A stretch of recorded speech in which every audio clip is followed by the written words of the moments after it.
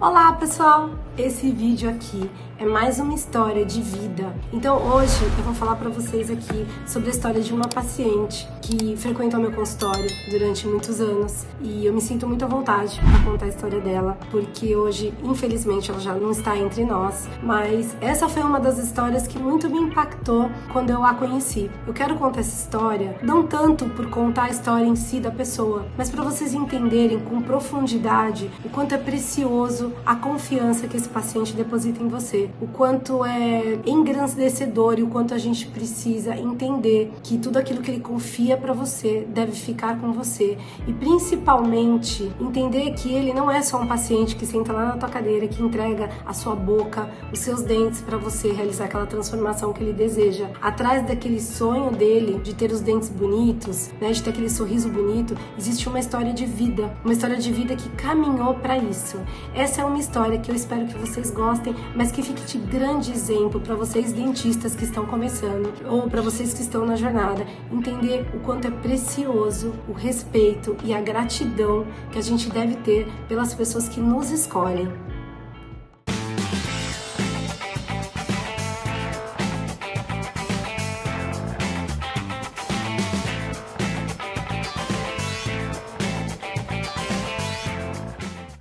Bom, gente, hoje eu vou contar pra vocês a história da Dona Elza. Então, a Dona Elza era uma senhora e eu atendi durante muitos anos essa paciente. E no começo, quando ela começou a frequentar meu consultório, eu notava que ela sempre ia nas consultas com roupa de manga comprida, mas sempre. Ela nunca tava com os braços de fora, nem com as pernas de fora. Isso podia estar muito calor, né? Quantas vezes ela foi ao meu consultório, tava assim, com 40 graus, aquele janeiro, e eu percebi que era sempre a maneira dela vestir. Mas é óbvio que ela era uma pessoa muito discreta e a confiança foi sendo gerada aos poucos, até que um dia ela resolveu contar pra mim a história da vida dela. E é isso que eu vou participar aqui com vocês, para que vocês entendam que ela foi só uma das pessoas. Eu tenho inúmeras histórias ao longo desses meus 30 anos de atendimento, mas que algumas me impactaram de maneira muito profunda. Ela contou pra mim que quando ela estava exatamente com 29 anos, ela era casada, tinha saído para fazer compras com o marido dela e ela voltou dessas compras e deixou o carro dela na garagem da mãe dela. Só que antigamente, é isso que eu tava falando antes, as geladeiras parece que tinham um transformador, e eu até lembro que realmente isso existia. Na hora que ela colocou o carro, isso eu não sei explicar pra vocês, eu sei que houve uma faísca desse carro, alguma coisa aconteceu e houve um incêndio, mas um incêndio de grande proporção. Ela contou pra mim que foi assim uma explosão. Nesse momento em que o carro explodiu, ela foi tomada de chamas, o corpo dela inteirinho, e ela conta que ela lembra da gritaria, né, da mãe dela, gritando que ela estava em chamas, do marido, e a dificuldade, né, a cabeça dela pensando, eu vou morrer, até que nesse momento ela foi surpreendida, ela já estava perdendo a consciência, ela fala que só lembra de sentir um cheiro muito forte e ruim, e ela conta que nesse momento passava pela rua um mendigo, e foi esse mendigo que jogou o cobertor dele em cima dela, e foi esse cobertor que apagou o fogo e que conseguiu salvar, de certa maneira, a vida dela. Mesmo assim, ela foi socorrida e ela diz assim que ela nunca esqueceu o cheiro forte daquele cobertor, e que foi aquele cheiro forte, ainda que ruim, e que salvou a vida dela. E ela passou muitos meses internada entre a vida e a morte, e por várias vezes, né, o padre foi lá, né, foi fazer a bênção dela, porque a mãe dela realmente acreditava que ela não sobreviveria. Ela diz que ela passou internada 6 meses,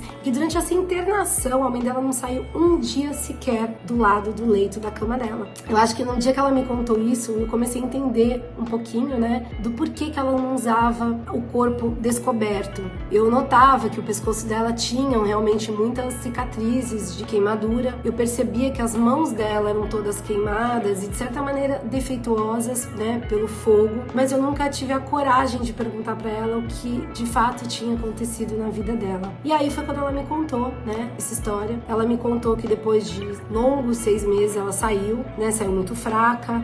Ela lembra de relata, né, que teve dores muito fortes, foi muito complicado todo esse processo, que muitas vezes ela mesma pediu para Deus que levasse ela, porque as dores eram muito fortes. Eu imagino que uma queimadura num grau tão profundo não deva ser nada fácil. Enfim, e aí quando ela saiu, né, ela voltou pra vidinha dela, tal, e ela um dia chamou o marido e falou, olha, eu quero me separar de você. E ele não acreditou, ele falou, poxa, depois de tudo isso que ela passou, né, ela sobreviveu e agora ela quer se separar de mim, por quê, né? Qual é a lógica disso? E ela, dentro da sabedoria dela, falou, olha, hoje eu sou uma pessoa aleijada, eu não posso te dar tudo aquilo que eu gostaria, eu não vou poder mais ter filhos, porque durante esse processo ela perdeu sim o útero dela e ela falou pra ele, eu não vou poder ter mais filhos e eu não acho que você deva continuar casada com um monstro, sendo que você não me conheceu assim. E ele respondeu pra ela, né, que óbvio que ele não tinha casado com o corpo dela apenas, mas principalmente com a mulher que ela era e que ele continuaria assim ao lado dela. Então, foi uma história muito bonita e você vai me perguntar o que isso tem a ver com os dentes.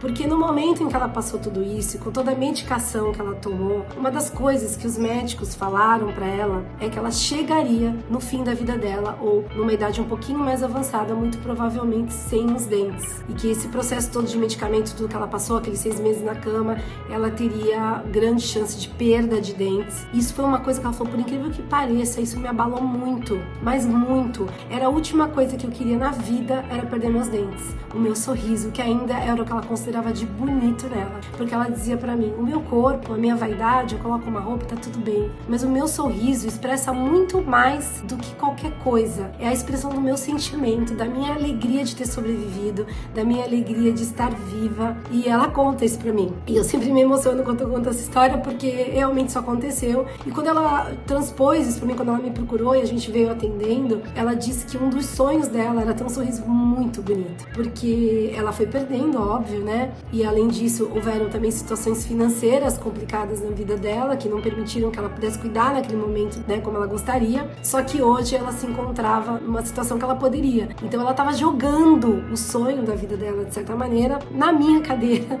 sobre a minha pessoa. E isso gera em você um impacto que não tem como você separar, é o que eu falo sempre. Aquela pessoa que está sentada lá, os desejos dela, não tem como você separar e falar, não, eu só tô tratando os dentes. Então você compra um contexto e você acaba absorvendo tudo isso, se identificando e vira pra você uma situação que você tem que realmente entregar o melhor, que é a tua competência sobre aquilo que você faz.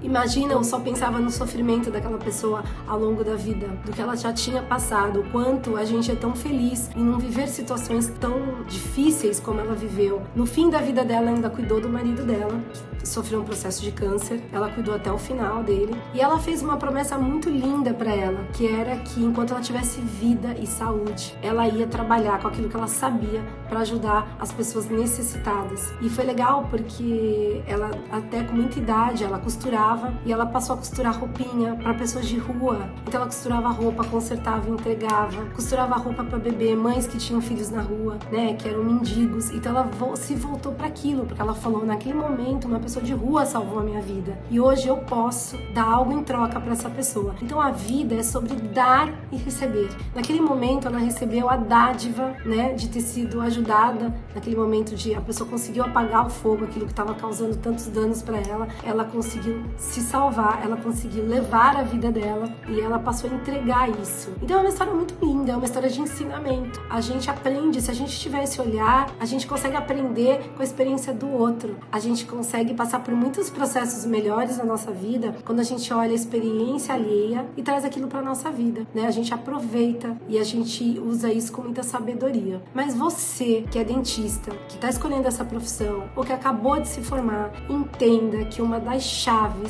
para que você tenha sucesso, para que você tenha reconhecimento. Não estou falando de fama, mas de reconhecimento. Reconhecimento está ligado àquilo que você faz com resultado de verdade. Que as pessoas olham para você e reconhecem que você é um expert naquilo. Então, que as pessoas reconhecem que você é aquilo que ela procura. Então, para que você tenha isso, esse reconhecimento, entenda que é importante você ter esse olhar para as pessoas que sentam na tua cadeira. Não necessariamente de primeira elas vão contar a história delas, mas por trás daquilo que ela te procurou para ter aquele sorriso, existe toda uma vida. E quando você assume aquele tratamento, você está assumindo a responsabilidade de entregar aquilo que ela deseja. Você vai fazer parte também da vida dela. Então, é isso. Se você não é uma pessoa que está muito habilidosa para lidar com o ser humano, se você não tem esse olhar, né? Se você não consegue captar o que a pessoa está sentindo, talvez você não consiga fazer essa profissão da maneira que você deva executar.